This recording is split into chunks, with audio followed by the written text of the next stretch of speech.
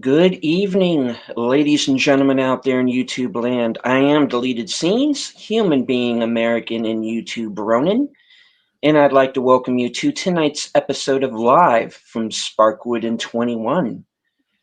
This show chronicles the 1990s cult classic television series Twin Peaks, co-created by the legendary David Lynch and Mark Frost.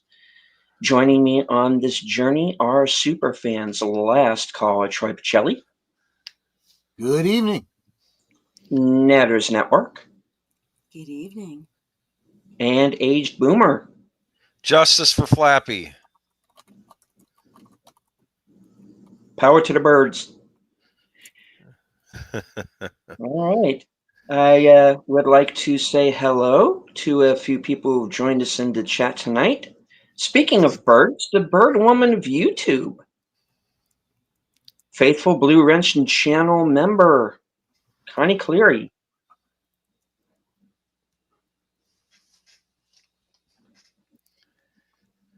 All right. And Connie dropping a member for 10 months. Right on.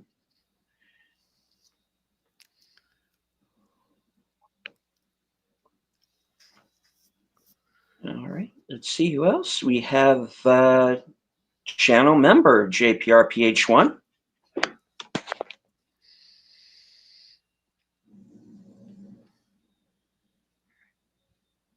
Who has also dropped a 10-month member chat.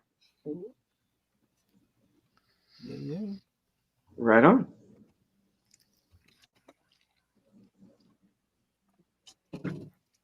Let's see, scrolling up. I don't want to miss anyone.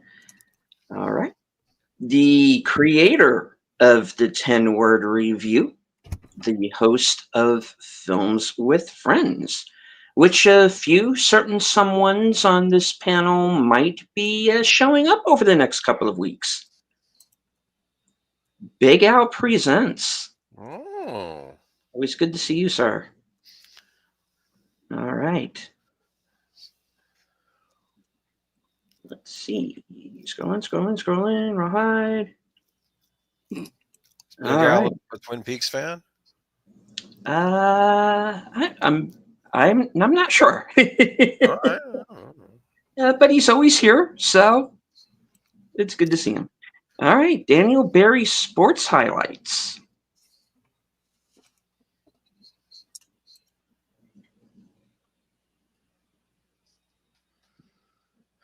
All right. I think that's everybody on my end for right now. All right. Well, as those of you who have been following the show know, over the last 5 weeks, we have been discussing the fan film, Queen of Hearts. We did a watch party for that film. We divided it up over 4 weeks' time, culminating in a Q&A with its writer, director, editor, cinematographer, co-star, probably caterer, Cameron Codier, who was very kind to take time out of his schedule to join us. Now we are going to go back a few weeks where we did a couple of episodes about the Mark Frost's book, which was the Secret History of Twin Peaks. And we kind of left things off in the middle, but we're going to spend the next couple of weeks kind of wrapping that book up. And Troy has really been working hard behind the scenes to bring this presentation to you. So I am not going to jaw jack any longer. I'm going to let Troy take the stage here. Okay. So I am going to preface this by saying I'm going to, this week and next week, I'm kind of changing things up a little bit. The first we did this for 4 weeks. We had 4 parts where I was giving, synopses of portions of the book, and I really only got through half the book. And I thought, as I looked at what the rest of the content was, the second half of the book, I'm like, maybe I can get all this down into one episode. And I realized I just couldn't. But this is the biggest chunk of that last half of the book. Very, very, very much summed it up, because I realized that the amount of detail I would need to go into to really explain it completely, you guys should just be reading the book. And honestly, you guys really should be reading the book. I am not really doing it justice. I'm literally just giving you a synopsis. Will there be a quiz? No, there won't be. Well, if there was going to be a quiz, I would tell you it would be open book. But I really feel like even if you read this whole book, you're going to want to go and do the Google foo and look up a lot of other things. Oh, very much, yes. A little, I guess you'd call this like a spoiler for tonight's presentation. I'm going to tell you exactly, how this basically all wraps up. My conclusion on this is that this segment that I'm going to go into, which, like I said, is the better part of the second half of the book, establishes that every conspiracy theory, every alien sightings, cryptids, secret societies, prehistory, civilizations, all that stuff, in all of the, basically everything you've ever heard about on the Y-Files and Art Bell and all that kind of stuff, it's all real in the Twin Peaks world. It's entirely legit, just Freemasons and Illuminati and Greys and reptilians and the Roswell crash, all of it 100% real. And so, as you're going through it and you're seeing like the names of real people and stuff, if you go and you do some research on them, you realize, holy crap, that person really was involved in this, that, and the other thing, and was interested in this, that, and the other, and was part of this secret society, and blah blah blah, and this and that. It starts to be a real noodle scrambler. It's very much very difficult to be able to determine where the fiction of David Lynch and Mark Frost ends and where reality begins. And I start to see why, conspiracy theorists, start to, yes, I did just reference the Y-Files, because the Y-Files on repeat all through the night. So I really felt like this portion of the book, it actually indirectly quotes this, but I think we get the best Twin Peaks explanation of that passage through the darkness of future past. The magician longs to see one chance out between two worlds. Fire, walk with me. When they start talking about Jack Parsons and his connection to Aleister Crowley and all that kind of stuff. Magician, Aleister Crowley. Exactly. And the two worlds being science and mysticism. Yeah, it's very clear the analogy they're referencing. But yeah, let me get into this. Also, this is not going as even though I said this is a huge long section of the book, this isn't like the last one that was like 7 pages where I realized I was just droning on and on and on and on. This is 3 pages. I am very brief on just touching on things. Guys, you're really going to, if you really want to dig into the lore of Twin Peaks, this book is a must. It really is. So anyway, when we left off, 5 weeks ago. 5 weeks ago, guys.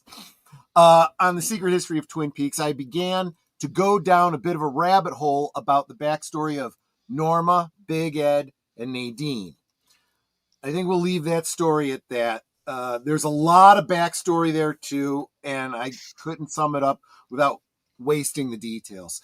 If you get, and I said it right here in my notes, if you get nothing else out of these summations of the book, you should have realized that if any of this is really of interest to you, you really should dig into it yourself. So that being said, we're going to move on to the story transitions to Dr. Jacoby, and he had just returned to Twin Peaks shortly after Nadine lost her eye and began seeing him in a clinical setting. It goes into some detail about Jacoby's book, The Eye of God, Sacred Psychology and the Aboriginal Mind. The eye, get it? Yes, I'm getting to. No, you're keying into exactly what I'm getting into here, and his time in Hawaii studying the native tribes and their spiritual beliefs. A major focus appears to be on his experience with ayahuasca. Is that how it's pronounced? And the hallucinogenic episodes that resulted. These trips, he describes, are very similar to common reports in the real world, experiencing other dimensions and encountering extraplanar beings. Often they're ascribed to have some sort of a divine nature to them. Then an excerpt from Jacoby's analysis of Nadine. Again, after losing her left eye, he analyzes the eye loss along the idea of the right brain, left brain model, in that perhaps losing the left eye has shut down the connection between her visual cortex and the intuitive part of her brain, thereby allowing her to, in quotes, fly blind, end quotes. The clear implication is that is why as we see her, she so easily overlooks obvious facts, Big Ed's infidelity and the realities of her marriage. There is also an implied connection with her drapery runners, wanting to control what she sees and doesn't see, and not wanting to hear anything that she doesn't see.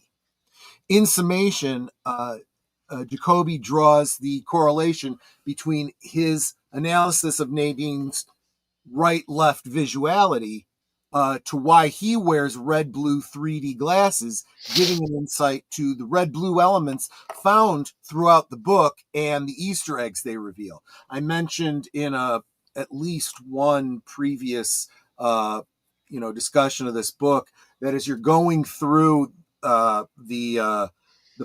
literally the pages, the pictures and some of the notes and whatnot are written in like some of it is written in blue and some of it's written in red. So if you were to wear like 3D glasses, those stereoscopic red blue type 3D glasses like Jacoby has, and cover one eye, a bunch of stuff would disappear. And if you cover the other eye, a bunch of stuff would disappear.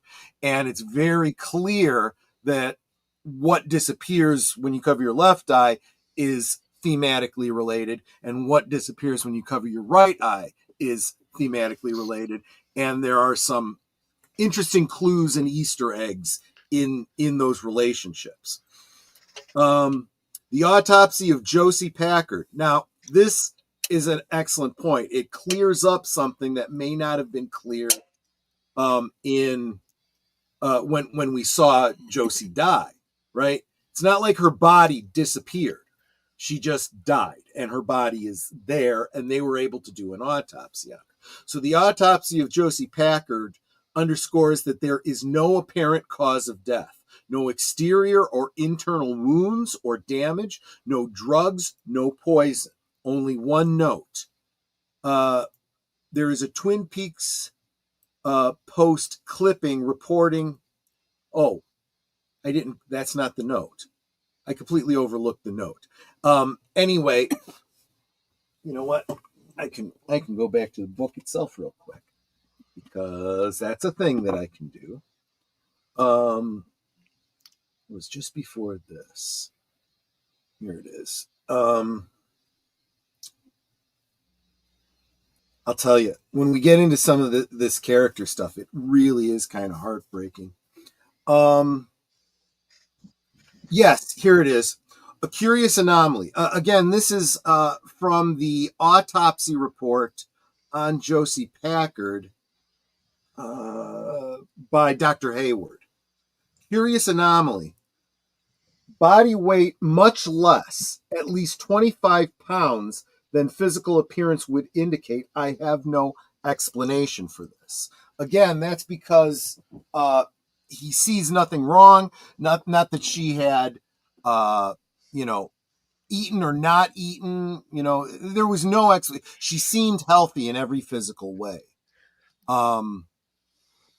He would have noted too if there was any kind of cardiac issue, like a heart attack, like should I say a normal heart attack. You could assume it was coronary arrest, but coronary arrest usually doesn't happen without some kind of a reason. Electrocution is one reason, chronic VFib. But yeah, she just died. Anyway, that's all that was. It's just an interesting little update on the Josie Packard situation. Oh, and Six, it's so good to see you. Haven't seen you in a long time. Welcome. Then there's a Twin Peaks post clipping reporting the explosion at the bank.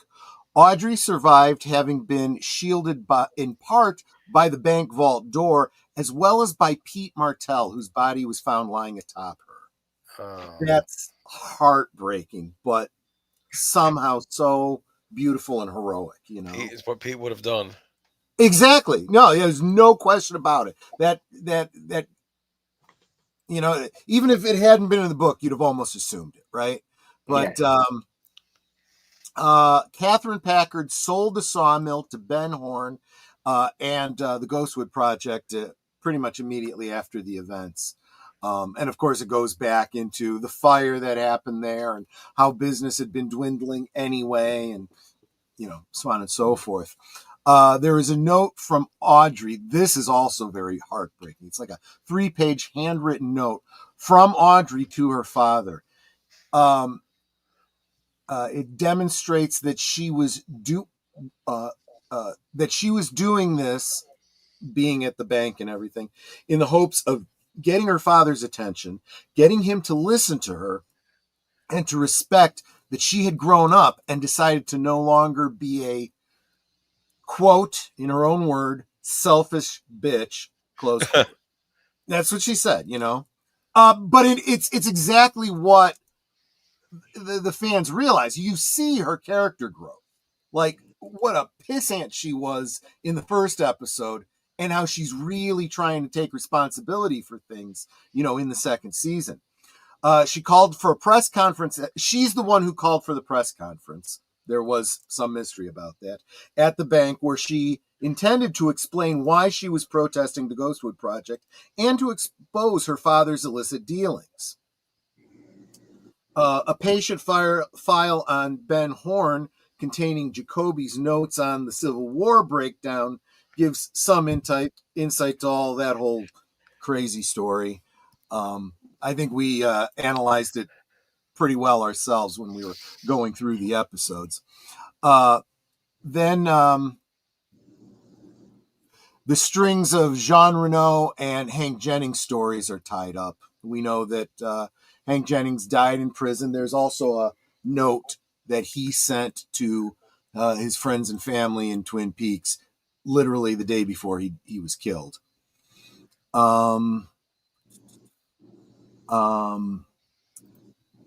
Then we get into Project Sign becoming Project Grudge. In 1949 letter from Richard Nixon to Wright-Patterson Air Force Base, describing a conversation between Nixon and L. Ron Hubbard. Yes, that L. Ron Hubbard. The conversation, yes, that guy. The conversation gives insight into Jack Parsons, the founder of the Jet Propulsion Laboratory, and his connection to Thelema and Aleister Crowley. Apparently, Crowley, Parsons, and others used used Parsons' mansion in Pasadena to take drugs, practice sex magic, and do some other weird crap. I mean, I'm just summarizing, Parsons' connections to all this, along with his place in Jet Propulsion Laboratory, was viewed to be sort of a potential security issue. Tammy Preston expounds on the history and gives a summation of Thelema. Parsons claims that magic and rockets are both about transcending limits of space and time. Then Parsons begins to quote, "The magician longs to see." He obviously doesn't give the whole quote. Sometime after the conversation, Hubbard conned Parsons out of his fortune and ran off to Florida with Parsons' girlfriend, Sarah Northrup, where they used the money to buy a yacht. He soon published Dianetics, borrowing multiple ideas and themes from Thelema. This is real world history. That's true. The Hubbard connection to Parsons, stealing the girlfriend, running off with her, stealing Parsons' money, and starting Dianetics. What they don't get into is after buying that boat and running into some legal problems, he spends a lot of time out on that boat in international waters, avoiding having to deal with the jurisdiction of really any country. But again, that's the kind of thing you could dig into, outside of just this book. When Parsons' security clearance came up for review, Nixon sent Doug Milford to Pasadena to investigate all of this. Milford met with Parsons and found out that Parsons and Hubbard were working on a big ritual out in the desert because, quote, "deserts are a perfect medium for summoning an empty canvas, a beaker into which, under certain circumstances and with fearless rigor, you can create an elixir that will call forth messengers of the gods," close quotes. He describes these messengers as Zeta Reticulans, or the Greys. He also mentions tall ones, the Nordic type, who are different and more benign and came from Sirius, the dog star. Obviously, Tammy Preston is having none of this. She thinks it's all just wackadoo hokum, but there's too much here for us, at least within the span of the Twin Peaks world, to just dismiss it. Are the Nordic types the ones that kidnapped that guy in South America, abducted, and well, I can't talk about it on the stream. Never mind. They don't go into that. I expect if you say Nordic type, I'm going to assume they mean like some sort of angelic type appearance. I was thinking they look like Swedes or something, but with the eyes. Yeah. Or something. Well. Okay, I'm just saying. Okay. I always thought that if you saw an angel, they would look like those energy beings, in Star Trek, the kid with the blonde hair and the silver robe, Yeah. Anyway. Or David Bowie in the Man Who Fell to Earth. Well, yeah. We'll get to David Bowie in a second, though. Parsons said that White Sands, New Mexico, was a place they had visited, and it was, in quotes, "fertile grounds for the working." That's a capital W, working, close quotes. He went on to explain the working was the working of Babylon, calling forth the elemental. Apparently, in their research, he came to believe that explosions could summon forth the goddess Babylon, the mother of abominations. He was also trying to open a second gate that they found in the desert in order to bring across an entity he called the Moonchild. Moonchild is the title of a 1923 novel by Crowley about a battle between two lodges of black and white magicians over an unborn child who may or may not be the Antichrist. The ritual is open. The ritual to open this second gate apparently occurred just prior to the Roswell incident. By the way, this book, Moonchild by Aleister Crowley, is absolutely a real book. You can check it out if you so choose. So in 1948, the U.S. military officially rejected Project Sign's conclusions that UFOs appeared to be of no known earthly origin. Project Grudge was given the direction to debunk any UFO sightings. And they said that and they used the mainstream media to do so. In 1952, Grudge was shut down and a new lower key program took its place, Project Blue Book. An excerpt of Doug Milford's journal from 1958 discusses the Masons and Illuminati machinations, Truman, and Eisenhower, specifically Ike having disappeared for 42 hours during a quail hunting trip, a, in quotes, yellow book, and an apparent first contact incident, which apparently was the inspiration for Steven Spielberg's Close Encounters of the Third Kind. A top secret memo from the Department of Air Force dated February 24th of 69 from Milford's official records outlines the Nixon administration and its involvement in Project Blue Book and the Condon Report. This marks the first mention of extra-dimensional explanations for these extraterrestrial beings. Milford returned to Twin Peaks, and in 1973, he again met with Nixon, and his journal outlines this event. It strongly implies a connection between all of the, like Men in Black type stuff and character assassination of Nixon and the Watergate scandal. It also introduces another historic figure to the narrative, Jackie Gleason. While his name is redacted from the entire journal entry, a handwritten phone number. Yeah, Jackie Gleason, the archetype. Yes. Yeah, the archetype for Fred Flintstone. Exactly. Yes. And this isn't as crazy as it sounds. I'll get to that in a second. While his name is redacted from the entire journal entry, a handwritten phone number at the end of the entry is confirmed by Tamara to have belonged to the residence of Gleason at the time. She elaborates on his role in all this woo-woo. The entry describes a meeting with a Gray, apparently the survivor of the Roswell incident.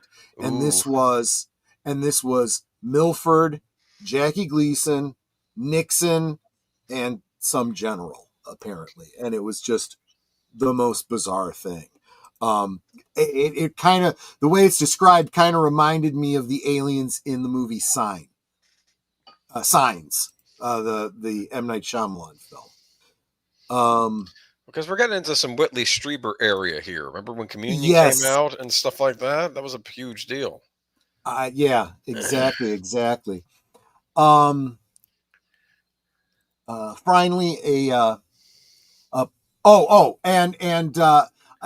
I did very much gloss over the whole Jackie Gleason thing. Apparently, he really was into ufology, I think they call it these days. And he bought a house. I don't remember where, but he had it built in the shape of a UFO and whatnot, and he was real into all of that stuff. So it's not as crazy as it actually sounds. Let's see. What was the other thing? Thor from Stargate. Yeah, there you go. That would be Nordic, all right. Absolutely right. And Andy Masterson, give me your Garmin Broja. Yeah. all your pain and suffering. Absolutely, Andy. Good to see you, my friend. Finally, a private journal entry. Oh, wait. Oh. This entry describes a meeting with Grant. Yes. And then finally, a private journal entry of Milford describes a final conversation with Nixon in July of 1974.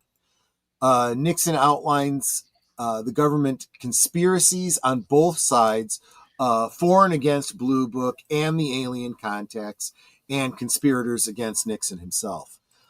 In summation, these shadow agencies inside the government are trying to reverse engineer the ship from the Roswell incident.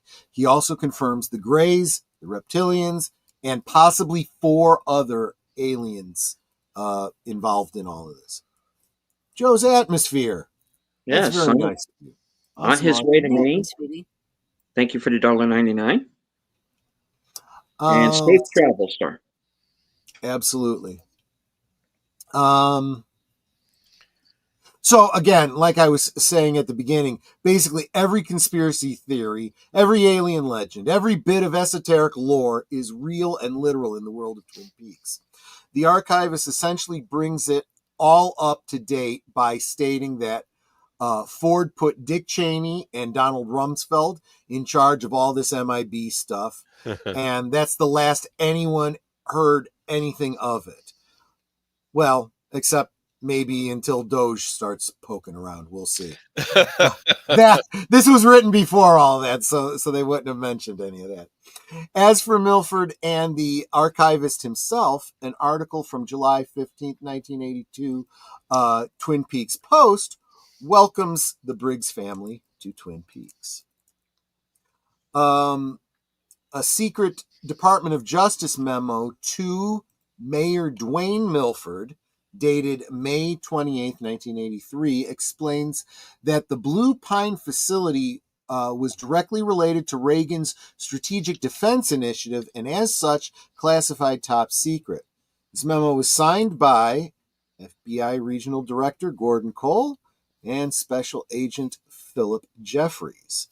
Tamara Preston, because she answers directly to Cole, said, I am going to confirm this with someone else, so there's no conflict in interest. But she is able to then confirm that this memo was intended to get Milford and the local law enforcement to leave the facility alone and let them do their investigation into the weird goings on, and we kind of get brought up to date by Major Briggs himself during the course of the show. Watch out for the governor. Yeah, exactly. And that is where I'm going to hail to the panel. Welcome, Curtis. That is where I'm going to leave this summation. I got to tell you, that was well over 100 pages in this book, and there is not much left. But as I was telling, deleted behind the scenes. I didn't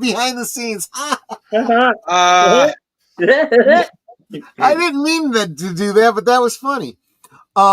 We're now going to be talking a little. There's just a few pages here, but it gets into some stuff about Margaret Lanterman, about Laura Palmer, and this is, stuff about characters we really, really care about, and lore that I'm sure you would be interested in, and I want to give it its due. I may even do something visual for next week in relationship to that.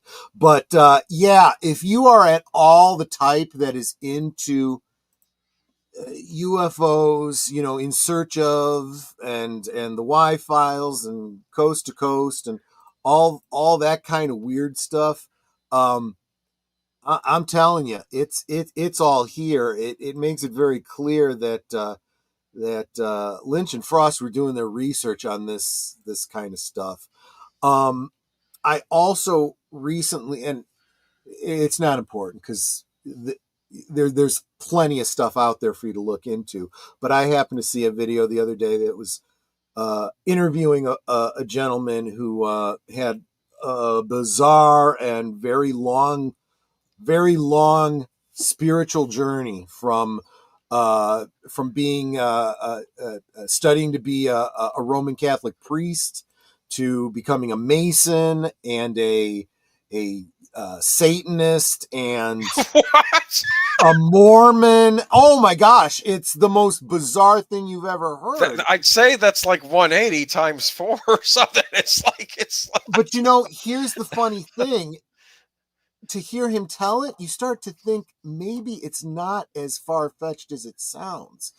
Anyone who's in any religion, I mean, the whole point of being in a religion, right, is trying to make sense of the spiritual world around us, right?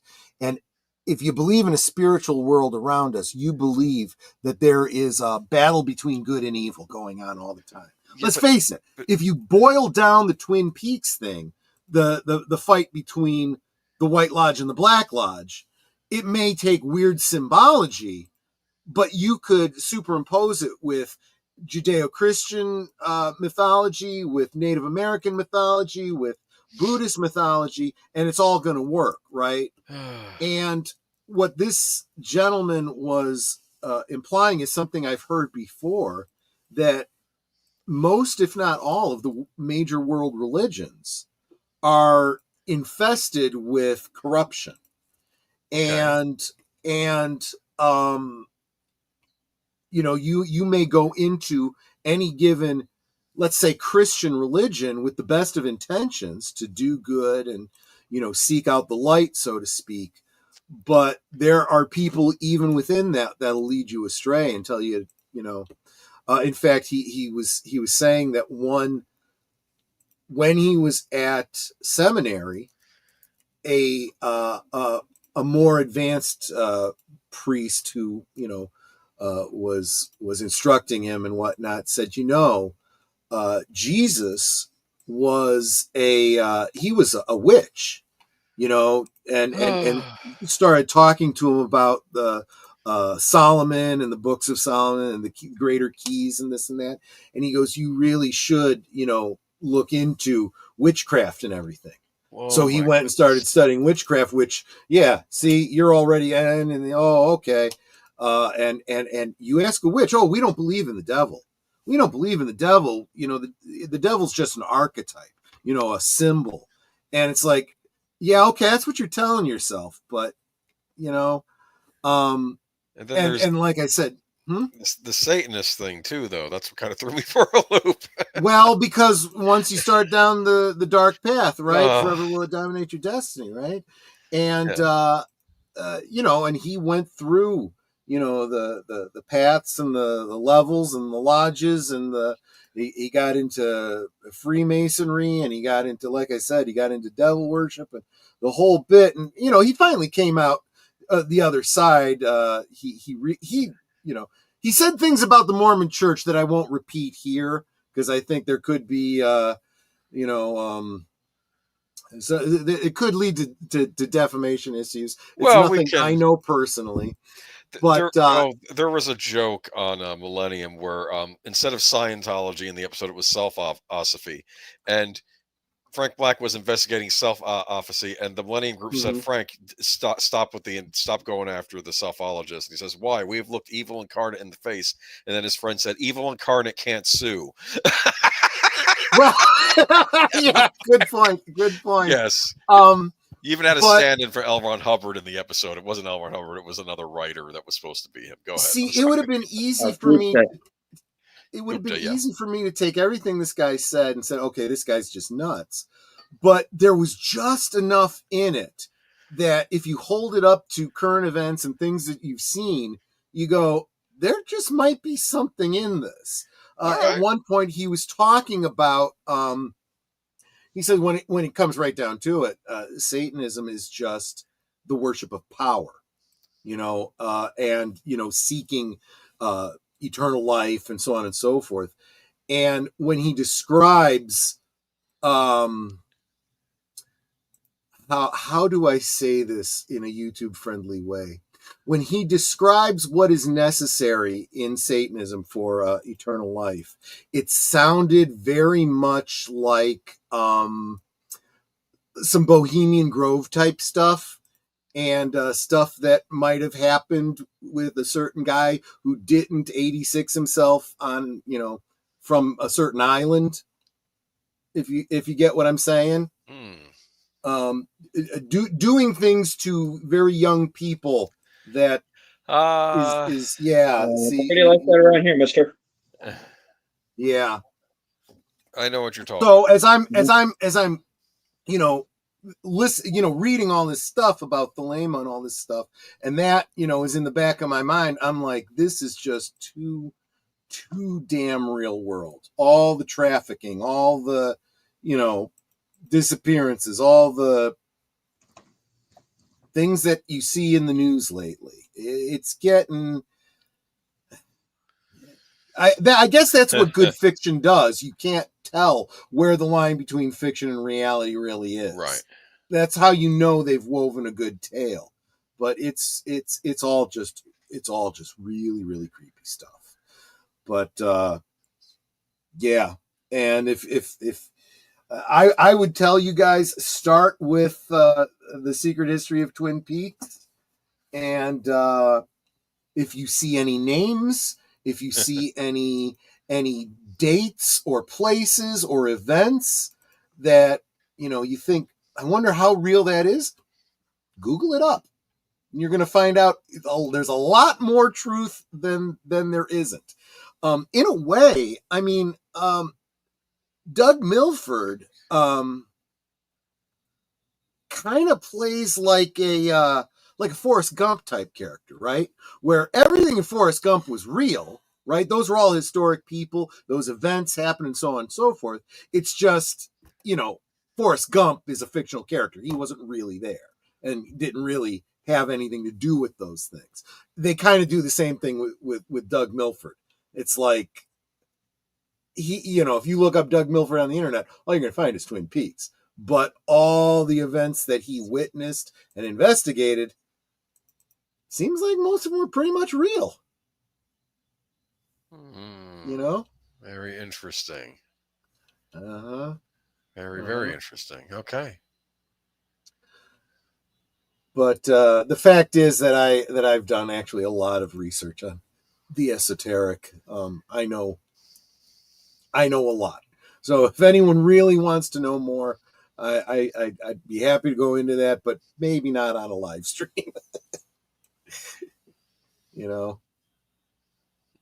Interesting, man. I gotta tell you, the Y Files, it's called, right? Yeah, you've never watched the Y Files? No, I've never watched the Y File. I don't even know what that is. It's like the X Files, but it's like it's a YouTube channel. it's Go really ahead, cool. drop the link for him to the Y Files. It's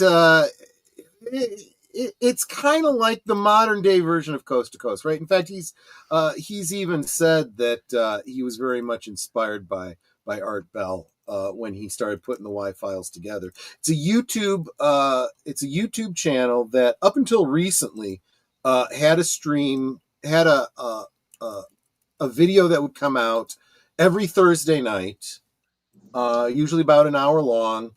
The shtick is what's the bloke's name? AJ. AJ is the And Hecklefish. Is the guy, who's telling the story. His sidekick is a little talking goldfish named Hecklefish, because the fish heckles him. And his girlfriend is Gertie, the camel. Yes, the fish's girlfriend is a camel. It's true. There's lots of cool, funny lore behind all this. But each episode is them taking a different conspiracy theory or a different cryptid or a different, supernatural event and talking about it. And what I like about it is he doesn't present it as this is all 100% fact. He just tells the narrative as it exists out there in the world. And then at the end, he doesn't exactly debunk it, but he does he does kind of steelman certain certain arguments against it. Like, you know, this part of it was found to be a hoax, but there's no evidence about this. There's, you know, this, and this looks pretty legit. It's really hard to debunk this. So there might be something, you know, it's that kind of a thing. Yeah, they've been a little inconsistent lately because I think there's something going on over there behind the scenes. And I wouldn't be surprised if some of his topics have gotten him into a bit of trouble. He's outright said that was the case. So he's kind of taken a lot of his content to another platform that's more private. The first one you ever saw was on the Voynich manuscript. Yeah, I've done a lot of research on, because I love old books, and that Voynich manuscript, I'm like, that has got to be the most. That was someone who had just way too damn much time on his hands, and made a really cool looking book full of nonsense. I really think that's what it is. I don't think there's anything more to it than that. Just my opinion. My opinion. Your opinion. My opinion. Yes, exactly. His stuff about the Illuminati was likely to get him in trouble. Yeah, and if you can seek that out, that's why I brought up the Y-Files a couple times tonight, because it's a great primer for a lot of this stuff. He's got a video on Aleister Crowley. He's got a video on the Illuminati. I believe he's got one on the Freemasons. So that's a great place to start if you want more information about this stuff outside of the Twin Peaks thing. And I don't know if I should tell you, read the Secret History first and then look into this stuff on the Y-Files, or dig into the Y-Files a little bit so that you have something in your back pocket when you go into Secret History. You could go either way.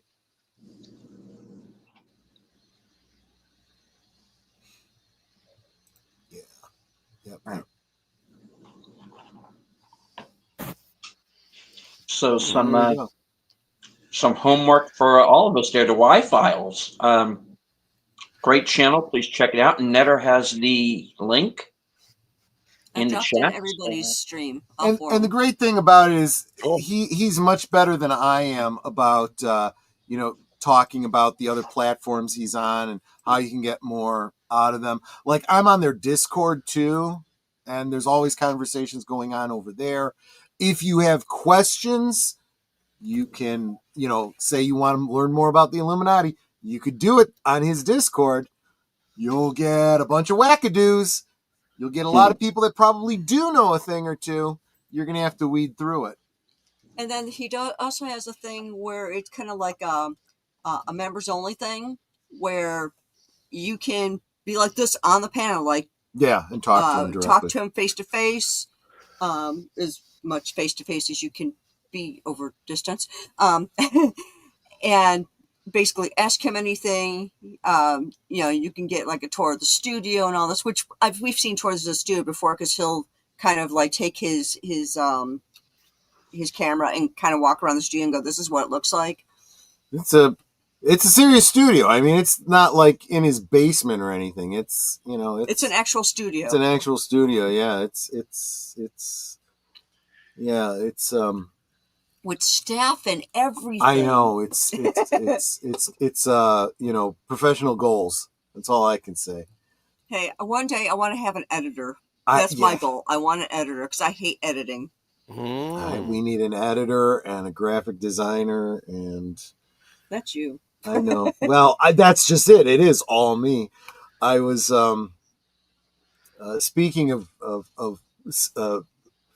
YouTubers that do it all themselves. I just got the most recent Patreon video from Michael French at Retro Blasting, and he is working literally overtime trying to get the Rogue One video up by, I think he said he wants to have it up by the 23rd, and he is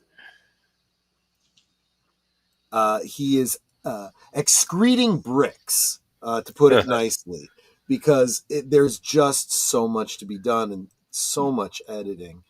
and he's run into technical difficulties. The life of a YouTuber, I'm telling you.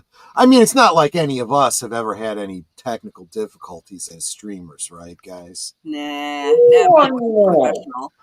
Of course not. Of course not. When is Star Wars Celebration anyway? I don't think we've had one since Disney took over. At least I haven't been celebrating. Seriously, I don't know. So I'm wondering if Michael French is trying to time it for around when Celebration is happening. Is that what he's doing it for? Maybe. I thought it had something to do with an anniversary date or something like that. I can't remember. Charlotte Nightstar the Werewolf. Welcome. Good to see you. Wait a minute. I think it's going on the 18th through the 20th. That's this week. Yeah, and like I said, he wanted to have it up the 21st or the 23rd or something like that. And I don't know what the importance of that date is. Mm-hmm. Mark's 47 says the celebration is next week. Next week. All right. Okay. There you go. And welcome, Mark's 47. Good to see you. If I didn't, if you were here earlier, I didn't notice you. I apologize. And Gorilla Censored Thoughts. Good to see you again. Happy National. Oh, is today tax day? Yeah, today's April 15th. Yes, I love the fact that you say extortion and not theft. Everyone keeps saying taxation is theft, and I'm like, it's not theft, it's extortion. Extortion is when they hold a gun to your head and say, you have to give me your money. Theft is when they break into your house and take your money. Well, yeah. I realize it's a pedantic difference, but it is a difference. Or take your Magic the Gathering cards that you got legally through the mail. Well, yes, exactly, Hasbro. No, you're exactly right. And yeah, I was only half joking when I made the comment about. Because let's face it, if you're a ufologist or whatever they call it, there used to be a lot of stuff coming out of Project Blue Book from the 70s into the 80s, and then it all went quiet, and now you're starting to hear about this stuff again, and the current administration is saying we're going to declassify anything that we've got on that kind of stuff, and it's like, honestly, if this book was being written or updated today, that would be an element that would be mentioned in there now. I have no doubt about it. But anyway, yeah, I am literally because I read this book when it first came out, and now as I'm doing this, I am rereading it physically with the book in front of me, playing the audios as well. It's I'm going to start dreaming about Twin Peaks again. I'm so immersed in it.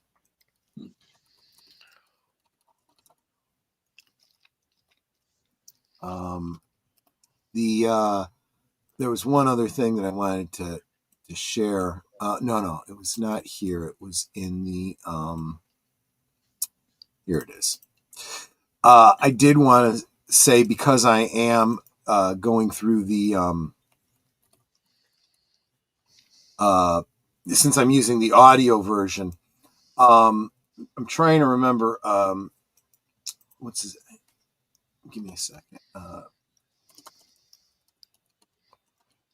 The actor Chris Mulkey, who played Hank Jennings, reprises his role as Hank Jennings, specifically reading that letter that I told you about that he sends before he dies. He also does the voice of a General Oliver Howard, Captain William Clark, like Lewis and Clark, and L. Ron Hubbard. I just thought that was really interesting that he does those voices. And then the letter that I was talking about that Audrey wrote is read by a female actress whose voice I didn't recognize. It clearly was not Sherilyn Fenn. So I looked it up, and it's Amy Shields. She does the voice of Norma Jennings, Audrey Horne, and Margaret Lanterman. Amy Shields was the main of the three girls in The Return, you know, in the pink dresses and the blonde bouffant hair, you know, at the yeah, that's Amy Shields. Okay. Yeah, at the casino. Right. Russ Tamblyn, of course, does the voice of Lawrence Jacoby, as well as, and I'm drawing a blank on Lawrence Jacoby's brother. Was it like a Robert or something like that? Robert Jacoby? Anyway. Mm-hmm. And of course, Annie Wershing as Tamara Preston. The segments of the dossier that are in that are reports from Agent Cooper, of course, are read by Kyle MacLachlan. He also does the voice of Harry Truman. I thought that was pretty cool too. Oh. Mm-hmm.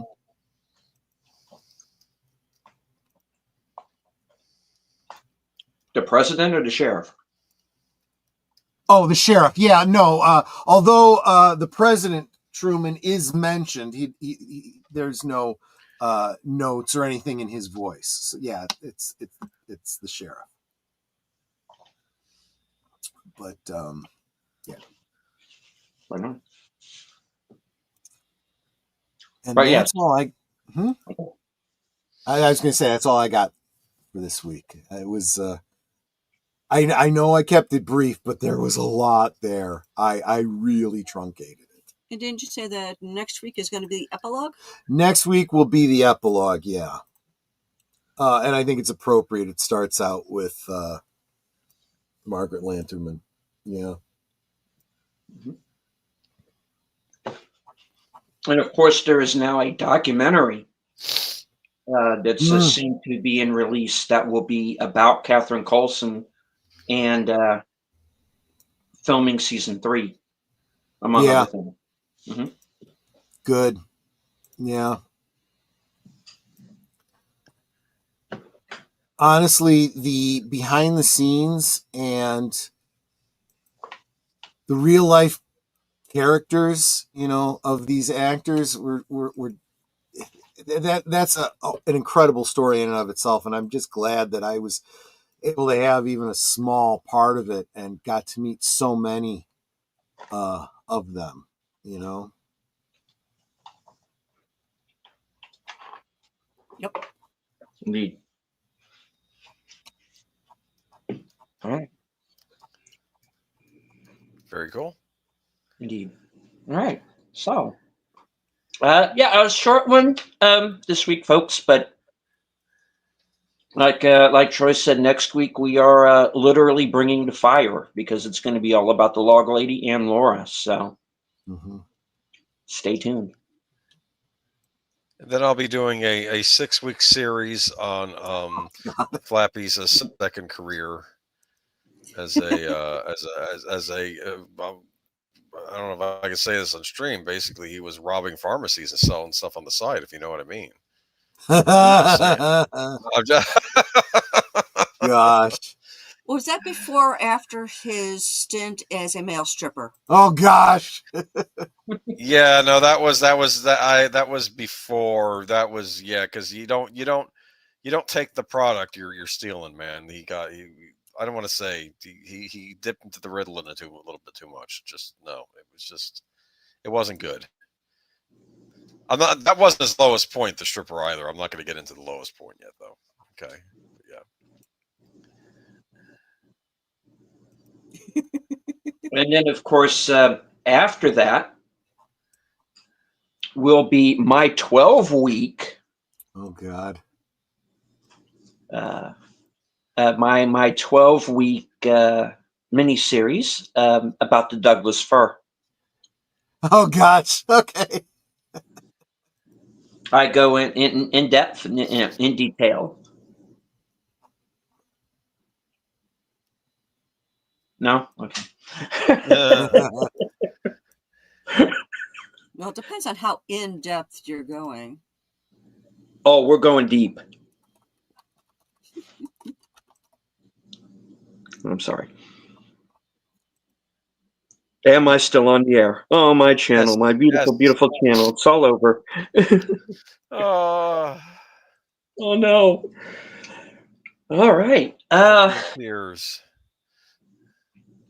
Of course, folks, as we do every week, please seek out the book. It is still available. Readily, I'm sure there's, of course, not only the physical edition, which we do suggest that you go out and get, because there are a number of things that are not in the obviously in the Audible version. I understand there's some photographs that have clues, kind of hidden clues in them as well. Did I understand you correctly on that one, Troy? Yes. Okay.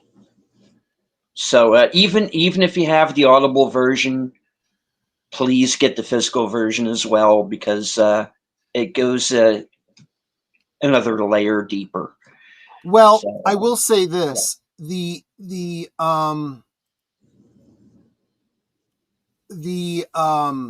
illustrations and whatnot are available with the audio edition as a PDF. oh. But there are some differences. It's almost worthwhile to have both and compare them.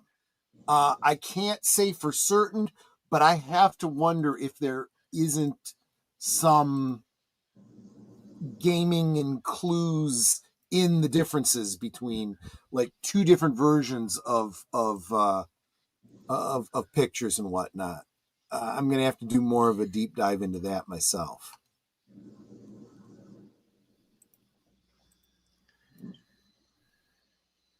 And hello to Space Fraggle. I do see you there in the chat. Good to see you, sir.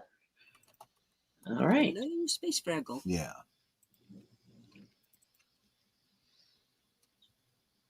All right. Well, I guess that about wraps it up for this week, unless there was anything else that anyone wanted to bring up.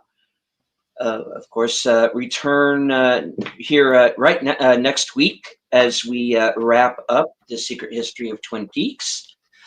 And of course, keep an eye out for the Catherine Coulson documentary. I think that's going to be a good one. So hopefully that will be, if not at least a wide release in theaters, certainly hopefully something that will be available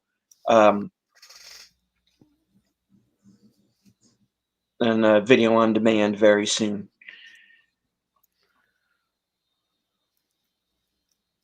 All right. Any last words before we wrap it up? Troy, what have you got coming up? Yep.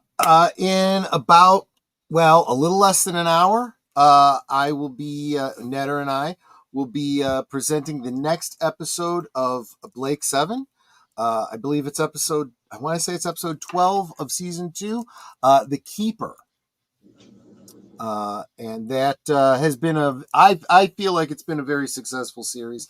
A lot of people have really been enjoying Blake 7. So, yeah, that's where we'll be right after this. Right on. Netter.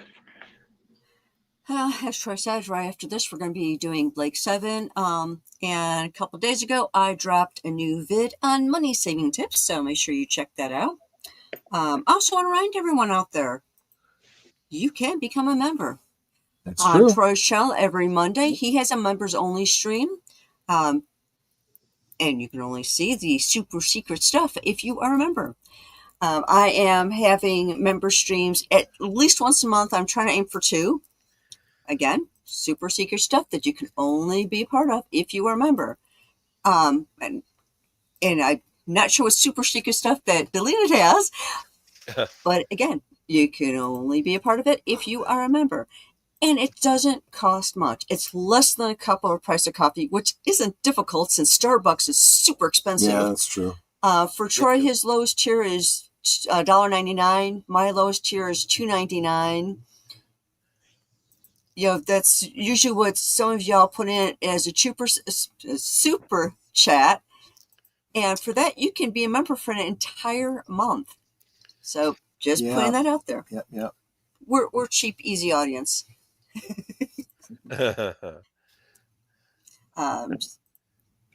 And then let's see, stay tuned for Thursday, where my special guest will be the Bosco scenario. That's all I've got coming up this week, really. Right on. Hello to Gary Ambrosia. Good to see you, sir. Yeah. Welcome. All right. That brings things around to me. Of course, stay tuned. If all goes well, and I am completely back online, coming attractions, which is going to be right after Thursday things, say around 11:30 or so Eastern. I have reviews out right now for Warfare, Black Bag, and Snow White. So check those out. And of course, my other show tonight, the Mystery Movie Night podcast, along with Tim's Corner and Off the Cover, was a review of what the hell is the name of that movie? On Swift Horses or The horse you rode in on? Yeah. Damn thing like that. Which I did not get the chance to see. So it was pretty much the Sin and Pulse show tonight. So check that out. And yeah, that's about it. Of course, stay tuned. I pop up in a number of different places. Saturday Night Karaoke with Outlaw Bill, and I'm kind of if all goes well, of course, unscripted. Sunday nights at 8. No topic set up yet, but I will by then. Western Cinema Presents, which will be around 4 p.m. also on Sunday. And reserved seats will return if the guest that I have in mind agrees. So that show will return. That'll be Sunday. Well, technically Monday, 12:05 a.m. Eastern. Sunday, 11:05 Central. Cool. All right. Of course, I do want to remind everyone, we will be concluding our deep dive into The Secret History of Twin Peaks by Mark Frost next week. Same bat time, same bat channel. All right. I do want to thank everyone who is watching us tonight. We were up near the low 70 range at one point. So thank you all. I do want to thank everyone who is joining us here in the live chat, regardless of whatever channel you might have been watching from. And all right, Netter, would you care to take us out with your closing? Absolutely. We can talk amongst ourselves, and that's all well, good, and fun. But it's so much more fun when you guys are joining us in the chat. And you're dropping the comments, questions, trivia, being goofy, whatever it may be. And it doesn't feel like we're separated by miles or continents in some cases. It feels like we're all hanging out in the same room, enjoying each other's company and having a great day. Great time. Wow. Don't Well, try to both. read something while you are talking. Yeah. trying to walk and chew gum at the same time there. Exactly. Okay.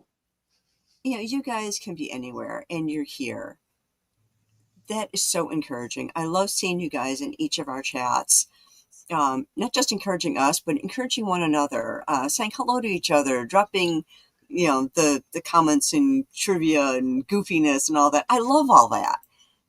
And, you know, if you guys aren't here, I miss you. So Yeah. even if you can't make a stream, like stay for the whole thing, can you just stop in, say hi so we know you're okay? Because I worry about you guys. But I do want to thank you for not just being here to encourage us, but the many, many ways that y'all support our channels. I mean, I got a couple of super stickers tonight, super chats, and those are so amazing. All of those contributions to our channels helps us to grow our channels, getting better equipment, just making things better for you. Because we don't do this for us, we do it for you. And we want you to keep coming back. We want you to keep enjoying our streams. So thank you so much for that. You guys are Osmo. Yep. So we totally love you guys, and we appreciate you so very much. So until next time, which if you stay right here, I mean, you'll have to wait a little bit, but you'll be redirected to Blake 7. Good night, and God bless. Yep.